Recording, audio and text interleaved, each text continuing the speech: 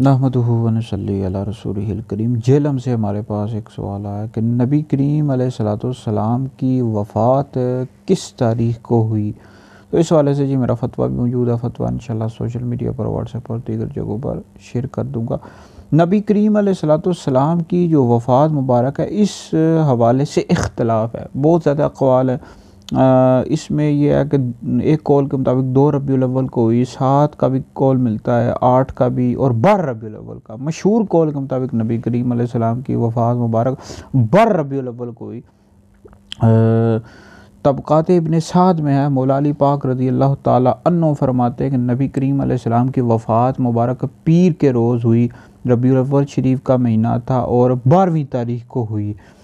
तो लिहाजा ये इसमें चूँकि इख्तलाफ है, लेकिन मशहूर कौल के मुताबिक नबी करीम अलैहिस्सलाम की जो वफ़ात है 12 रबीउल अव्वल को हुई है।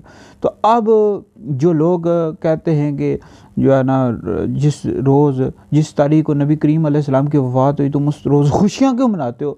और भाई खुशियाँ इस वजह से मनाते हैं कि नबी करीम अलैहिस्सलाम की विलादत का महीना है और शरीयत ने 3 दिन से ज़्यादा सो करने से मना किया है। बुखारी शरीफ में हदीस मौजूद है, हज़रत सईदा उम्मे अतिया रज़ी अल्लाह ताला अन्हा फरमाती हैं कि हमें 3 दिन से ज़्यादा सो करने से मना किया गया, सिवाय इसका कि जिसका खामद फ़ौत हो जाए।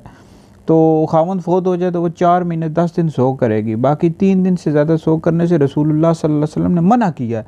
तो लिहाजा इस शरीयत में सो करना मना है। तो लिहाजा वफ़ात का गम नहीं मनाया जाएगा, बल्कि विलादत की खुशी मनाई जाएगी।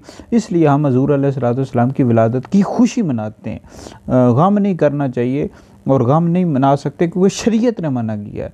तो लिहाजा 12 रबीउल अव्वल को ये हज़ूर अलैहिस्सलाम की विलादत का महीना है, तो इस रोज़ हमें खुशियाँ मनानी चाहिए। खुशियाँ मनाते हैं मुसलमान, तमाम ही मुसलमान खुशियाँ मनाते हैं। तो बहरहाल हज़ूर अलैहिस्सलाम की जो वफ़ात है, इस हवाले से इख्तलाफ है। एक कौल के मुताबिक आप अलैहिस्सलाम की जो वफ़ात है 12 रबीउल अव्वल शरीफ को हुई है।